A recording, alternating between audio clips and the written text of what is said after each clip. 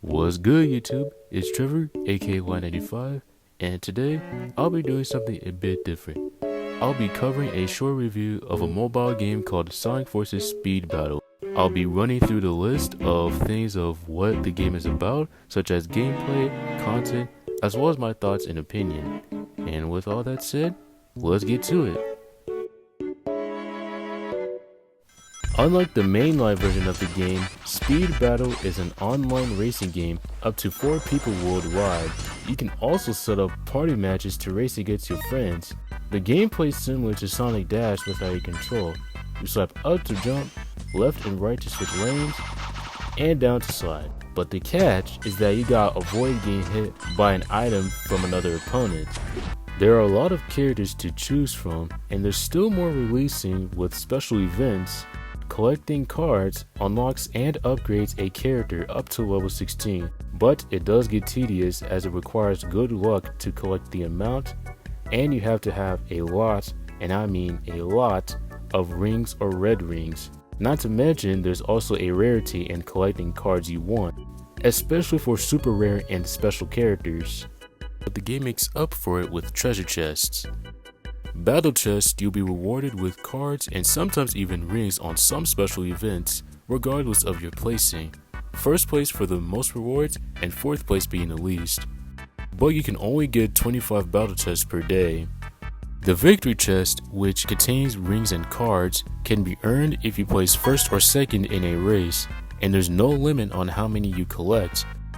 There's also a rarity in collecting victory chests, silver being the least rare, gold being slightly rare, platinum being the second rarest, and emerald being the rarest chest in the game.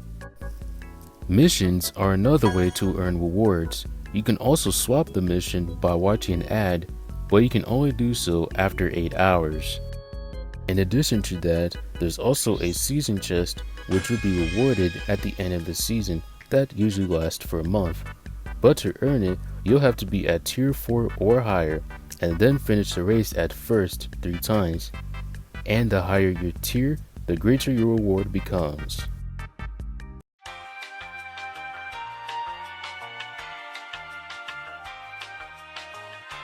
Since I've mentioned about the characters, let's get into detail with that.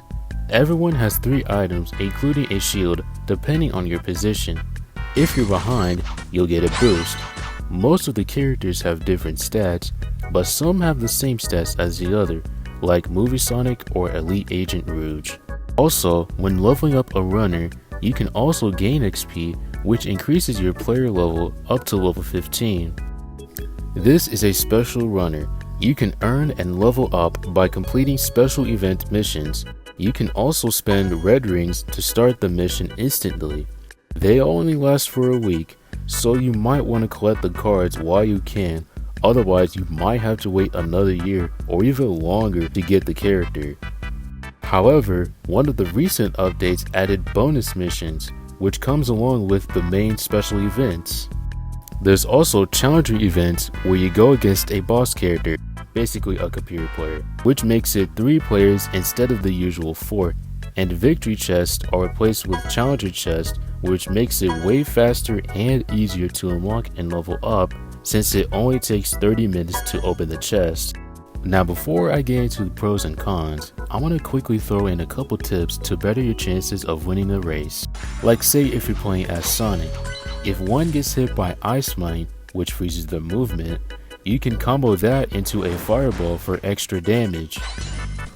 And when playing as Shadow, storm clouds are more likely avoidable since you can slide under them, but on rail sections you can't, which makes it more challenging to dodge. Alright, so let's go ahead into pros and cons. To start off, the updates overall have really improved and made the game more enjoyable. Like, I forgot what the menu was in 2019. The online system to this game, it's consistently decent. Now obviously it's an online game, so it varies, but it's mostly stable. The visuals, graphics, and gameplay all around are fluid as well. And to top it off, the game is free to download. Now the downsides of this game is it's one of these online games where a random disconnect can happen even with good internet. I know it doesn't occur often, and it's been like that for others like Mario Kart, but it still sucks. And lastly is the balancing of the characters. Subjectively speaking, I think it's fine, but I do see some noticeable inconsistencies, whether it's about the items or the stats. For instance, level 12 boss cage maze Sonic Sharpshooter is one of the most OP moves out of the entire cast. And then there's characters like Amy with the item Lightning being one of, if not the worst items in the game. Thankfully, there are patch notes to either buff or nerf a character, especially for certain characters. For a mobile Sonic game, the roster is quite impressive. We've got characters from comics, Sonic Prime, Lego, they even brought Angry Birds in the game, and most of them play unique as well. Also, you know how like in Mario Kart where it's like a love-or-hate relationship type game with red shells or bomb-bombs? This game kinda has a somewhat similar aura. As for the improvements I want to see, I do wish after ranking up a tier, you still have to play other easy tracks from lower tiers, and which is unfortunately not the case.